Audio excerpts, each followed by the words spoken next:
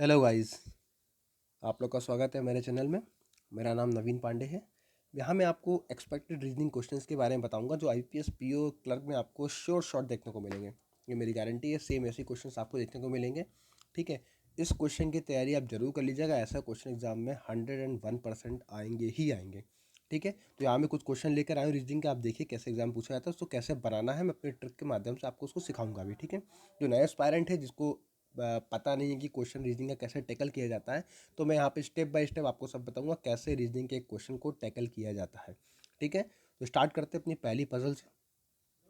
पहले ये पजल को आप पढ़ लीजिए, चाहे तो आप इसका स्क्रीनशॉट भी ले सकते हैं एक बार। ठीक है, चाहे तो खुद से बना के आप पहले देख लीजिए। ठीक है, यहाँ पे 8 पर्सन है और ये सर्कुलर टेबल में बैठे हैं, all of them facing toward centre.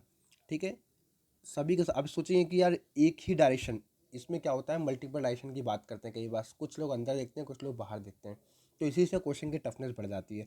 ये भले ही सेंटर की तरफ देख रहा है पर लेकिन क्वेश्चन अच्छे लेवल का क्वेश्चन है। ठीक है, अब यहाँ पे कितने हैं आपके, 8 लोग हैं, तो ये लोग सभी के सभी कहाँ अंदर की ओर देख रहे हैं। ठीक है, और सभी को डिफरेंट फ्रूट्स पसंद है।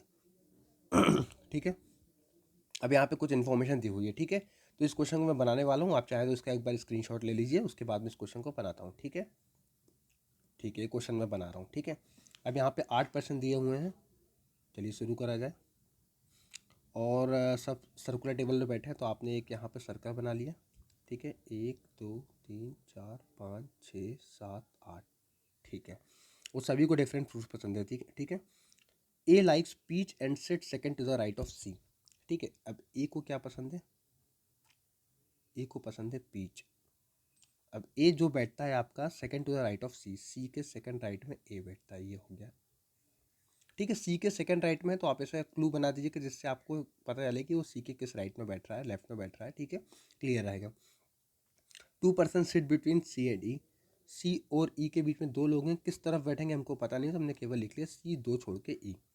ठीक है, अब ई बोला है ई लाइक्स लीची। ठीक है, अच्छी बात है, यहाँ पे लिख लीजिए ई लाइक्स लीची। ठीक है, B who likes grapes sit opposite to H. B को क्या पसंद है, ग्रेप्स, और इन्होंने बोला है कि ये जो है बी अपोजिट टू एच है। ठीक है, ये अपन ने एक क्लू और एंटर कर लिया यहाँ पर। B is not immediate neighbour of the one who likes peach. Peach क्या है, ए है, इसका मतलब है कि बी और ए आपको साथ में देखने को नहीं मिलने वाले। ठीक है, the one who likes mango sits opposite to the one who likes papaya. अभी अगली इन्फॉर्मेशन दे रहा है कि जिसको मैंगो पसंद है वो पपाया के अपोजिट में बैठा है। ये सारी इन्फॉर्मेशन को आपको लिखना है जिससे कि आपको बार बार क्वेश्चन ना पढ़ना पड़े। ठीक है, F sit second to the right of the one who likes papaya. अब पपाया के सेकंड राइट में कौन बैठा हुआ है, एफ बैठा हुआ, चाहे तो यहीं लिख लीजिए इन्फॉर्मेशन, पपाया के सेकंड राइट में कौन बैठा हुआ है, एफ बैठा हुआ, यहीं अपन ने छोटे में कर दिया। ठीक है, D is immediate neighbour of the one who likes orange. D के बारे में और कोई इन्फॉर्मेशन नहीं, यही है, तो लिख लीजिए डी और ऑरेंज साथ में बैठेंगे। इसका मतलब है कि डी ऑरेंज नहीं है, ये भी एक कंफर्म बात होती है कि डी के साइड में बैठ रहा है, मतलब डी खुद तो ऑरेंज हो नहीं सकता है। H does not like Goa, H does not like Goa. वैसे ये इन्फॉर्मेशन मुझे यहाँ लिखनी चाहिए थी क्योंकि मैं सबका लिख रहा हूँ कौन सा क्या है, पर ठीक है। G is not immediate neighbour of A, और यहाँ पे एक और इन्फॉर्मेशन आ गई आपके सामने कि जी और ए साथ में नहीं बैठने वाले हैं। ठीक है, तो सबसे ज़्यादा इन्फॉर्मेशन से शुरू करिए, तो सी और सी और ई सबसे ज़्यादा इन्फॉर्मेशन यहीं शुरू करते हैं। अब एक चीज़ तो क्लियर हो गई कि सी के राइट में ए बैठा हुआ है।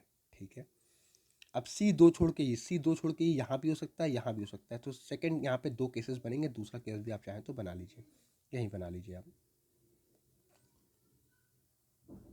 1 2 3 4 5 6 7 8, सी के राइट में ए है, सी दो छोड़ के ई है, यहाँ रख दिया मैंने दो छोड़ के ई, यहाँ सी दो छोड़ के ई। ठीक है, ये दोनों इन्फॉर्मेशन हो गई अपनी। चलिए आगे बढ़ते हैं। ए को पीच बोला गया है, तो आप लिख दीजिए यहाँ को ए को पीच, ए को हो गया आपका पीच। ठीक है, ये हो गई इन्फॉर्मेशन। अब दूसरा जो क्वेश्चन है इसके अंदर क्या निकल के आता है, ठीक है, दूसरा देखो इन्फॉर्मेशन देखो, बी के सामने एच बैठे हुए हैं, तो यहाँ पे देखिए आप सामने 2 प्लेसेस खाली होने चाहिए, तो केवल इस क्वेश्चन में ये दोनों प्लेसेस खाली हैं और कोई खाली नहीं है, बी के सामने एच बैठना चाहिए। अब इन्होंने बोला है पर बी ए के पास नहीं बैठेगा, तो बी को यहाँ बिठा दो, ए को यहाँ, बी के सामने एच यहाँ बिठा दो।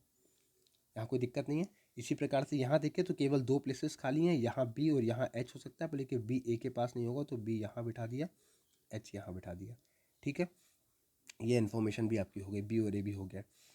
अब अगला प्रश्न उठता है। अगला प्रश्न बोल रहा है कि मैंगो के सामने पपाया है, वो पपाया एक छोड़ के एफ है राइट में। ठीक है, अभी ये अपन देखें, जैसे मान लो ये प्लेस खाली है। ठीक है, तो इसके पहले, ठीक है, मैंगो के सामने आपको पपाया चाहिए। सपोज इन केस मान लो कि यहाँ पर ये यहाँ पे मैंगो हो जाए। ठीक है, मैंगो हो जाए, मैंगो के सामने हो गया पपाया, पपाया को एक छोड़ के एफ हो जाएगा।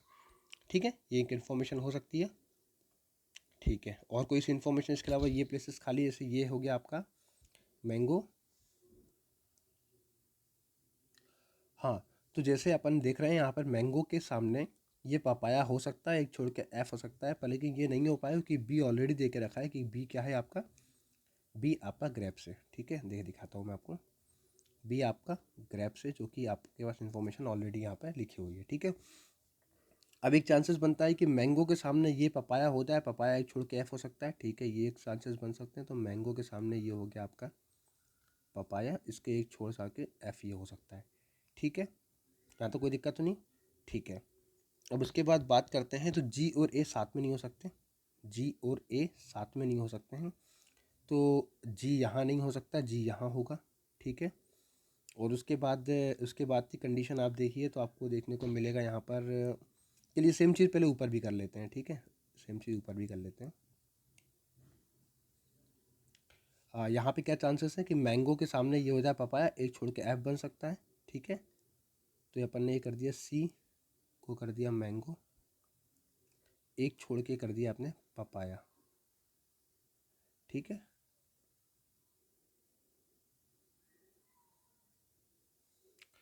और पपाया के राइट में क्या है, एफ। ठीक हो गया। अब बात करते हैं अगले, इसकी तरफ बढ़ते हैं।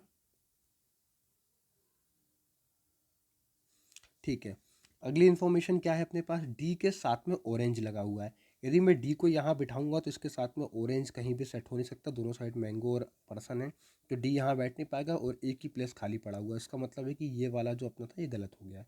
अब बात करते हैं यहाँ पर डी के साथ में क्या ऑरेंज लगा हुआ है, तो ज़रा देखें यहाँ पर अपन, तो डी के साथ में ऑरेंज, यहाँ पे डी आ नहीं सकता है। ठीक है, कि डी के साथ में ऑरेंज लगाना है। ई, और क्योंकि इन्फॉर्मेशन ऑलरेडी है अपने पास, देखिए आप सोच समझ जाएंगे क्यों नहीं आ रहा है।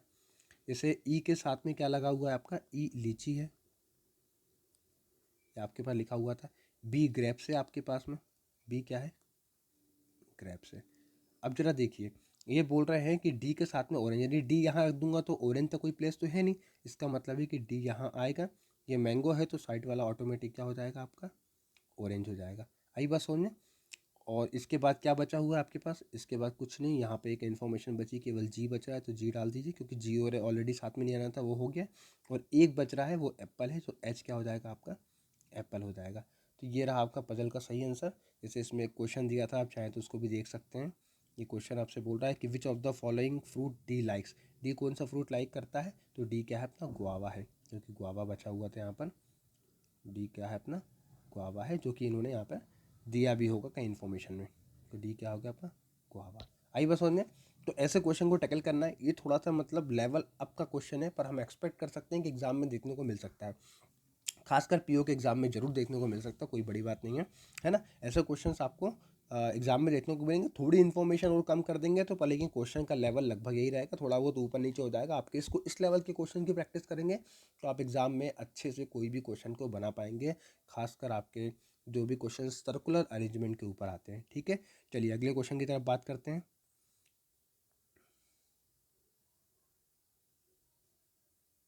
ये देखिए, अब ये बोल रहे हैं कि ये आपका, इसे बोलते हैं अपन बॉक्स पजल। ठीक है, बॉक्स पजल की बात कर रहे हैं अपन। बॉक्स पजल क्या बोला, 8 बॉक्सेस है, एक के ऊपर एक है। The lower most stack is number 1 and the upper most is 8। ठीक है, तो ऐसा रखा हुआ है, 8 7 6 5 4 3 2 1। ठीक है, चाहे तो आप इसको ऐसे लाइन खींच लीजिए, आसान हो जाती हैं चीज़ें। ठीक है, अब ये बोल रहा है कि all the information not necessary in the same order. ठीक है, 3 boxes are placed between A and H. ठीक है, ए 1 2 3 H, ठीक है, हमको नहीं पता कौन किसके ऊपर है कौन किसके नीचे है। Box P is placed 2 places below A के नीचे क्या है 2 places बिलो, 2 places बिलो का मतलब होता है सेकंड नंबर पे, ठीक है, कंफ्यूज मत होना, 2 places मतलब 2 प्लेस छोड़ के नहीं, दूसरे नंबर पे, ठीक है।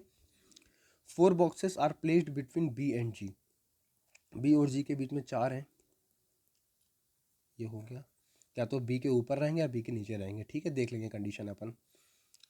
Box D is placed in an even number position below B, अच्छा बी के नीचे क्या आ रहा है, बॉक्स डी आ रहा है जो कि इवन नंबर पे बैठेगा, ठीक है, देखते हैं आगे क्या कंडीशन बनती है।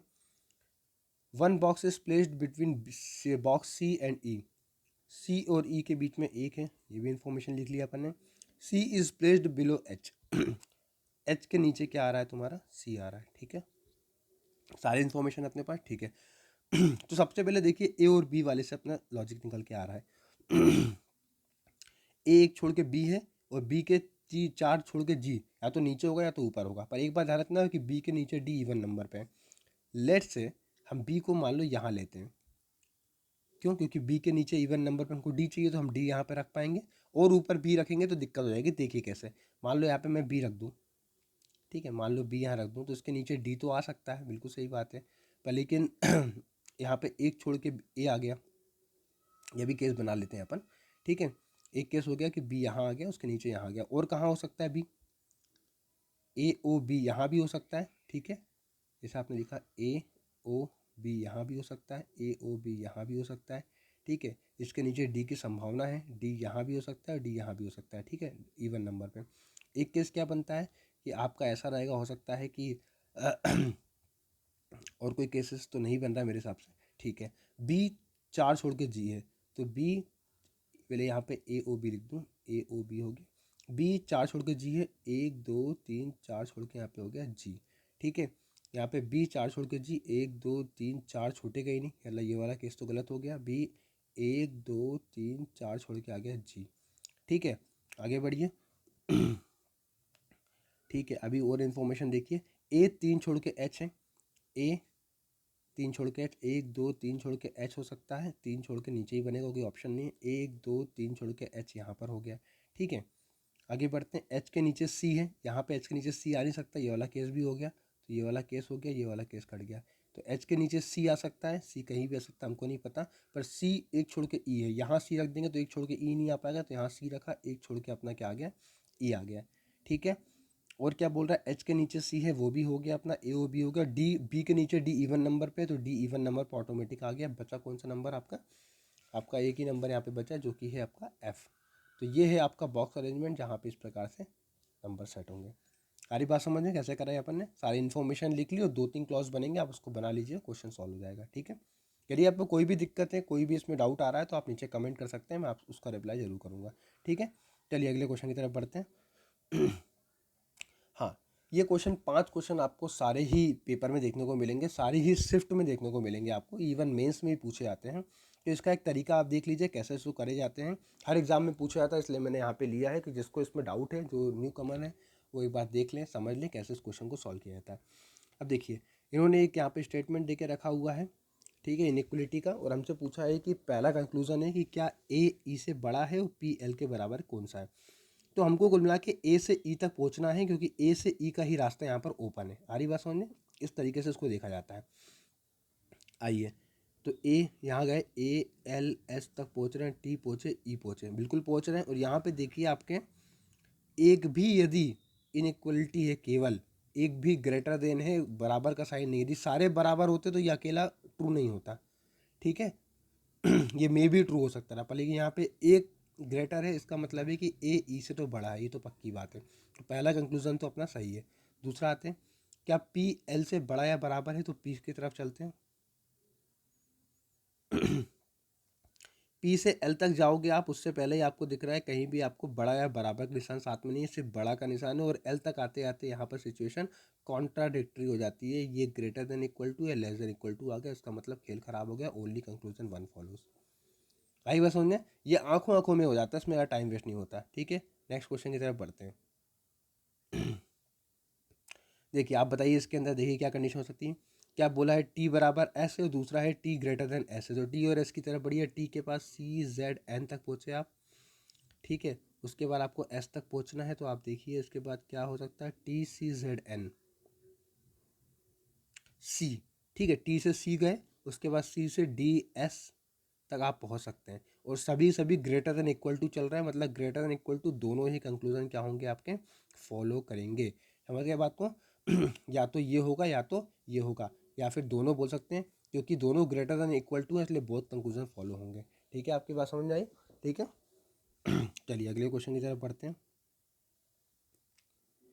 देखिए, जेड से बी तक जाना है, तो जेड से बी तक यहाँ पहुँचना है, तो जेड से बी तक का रास्ता तो क्लियर है, पर लेकिन सब जगह ग्रेटर देन इक्वल टू नहीं लगा हुआ है, तो ये वाला कंक्लूजन हो गया गलत। ठीक है। जेड से लेकर ए तक जाना है, जेड से लेकर ए तक जाने के लिए क्या कंडीशन है, जेड से लेकर एस तक गए आप, या जेड से लेकर क्यू तक गए आप, ठीक है, जा सकते हो आराम से, रास्ता ओपन है। फिर क्यू से लेकर आप आई ए तक गए, ठीक है, तो यहाँ जेड से लेकर ए तक कोई दिक्कत नहीं, तो ओनली कंक्लूजन सेकंड फॉलोज। ठीक है, ये जिस तरह मुंह होता है उस तरह रास्ते से घुस सकते हैं, यदि ब्लॉक लगा है तो आप रास्ते में नहीं घुस सकते, सिंपल सा लॉजिक है इसका। समझ गए बात को? अगले क्वेश्चन में फिर से बताता हूँ यही ट्रिक आपको। देखिए, बी से के तक अपन को पहुंचना है, रास्ता ओपन होना चाहिए, तो बी से के तक जाइए, बी से आई जे के तक गए, पूरा रास्ता ओपन है, उस पूरे में बराबर लगा हुआ, पहला कंडीशन हो गई सही। एम से लेकर एफ तक जाइए, तो एम से लेकर यहाँ तो जा नहीं सकते, एम से लेकर एन तक जा सकते हैं, ठीक है। और एन का कोई क्लू आगे है नहीं जो हमको क्या नाम है एफ तक पहुँचाए, क्योंकि एफ तक पहुँचने के लिए जी और टी चाहिए, और कोई लॉजिक यहाँ पे है नहीं, तो ओनली कंक्लूजन वन फॉलो। समझ गया बात को? नेक्स्ट क्वेश्चन की तरफ बढ़ते हैं। देखिए, बी से लेकर वी तक पहुंचना है, रास्ता ये वाला ओपन चाहिए हमको, तो बी से लेकर वी तक गए, ये वाला रास्ता है, पर लेकिन इज इक्वल टू भी है, केवल ये अकेला ही काम नहीं करेगा, दोनों वो बी क्या है, greater than equal to V है, ठीक है। एस से लेकर एक्स तक चलते हैं, एस से लेकर वी गए, डब्ल्यू गए, पर यहाँ पे कॉन्ट्राडिक्टरी सिचुएशन आ गई है, एक का गेट बंद है, एक का गेट ओपन है, इसका मतलब ये गलत है, neither one nor two follows. आई बात समझ में आपको? ठीक है, तो ये कुछ क्वेश्चन थे जो आपको एग्जाम में देखने को मिलेंगे, जो मैंने आपको सर्कुलर पजल बताई है वैसा ही क्वेश्चन आपको देखने को मिलेगा, आप एग्जाम देंगे अभी तो आपको पता चल जाएगा। ठीक है, इसमें कोई भी डाउट हो, कोई भी क्वेरी हो, तो आप इसमें आप नीचे कमेंट कर सकते हैं, ठीक है, मैं उसका रिप्लाई करूँगा। और कोई भी डाउट्स आपके दिमाग में आते हैं मैथ्स के, रीजनिंग के, इंग्लिश के, आप मुझे कमेंट करके बता सकते हैं, मैं उसके ऊपर ज़रूर वीडियो लेकर आऊँगा। ठीक है, अभी तक के लिए थैंक यू वेरी मच।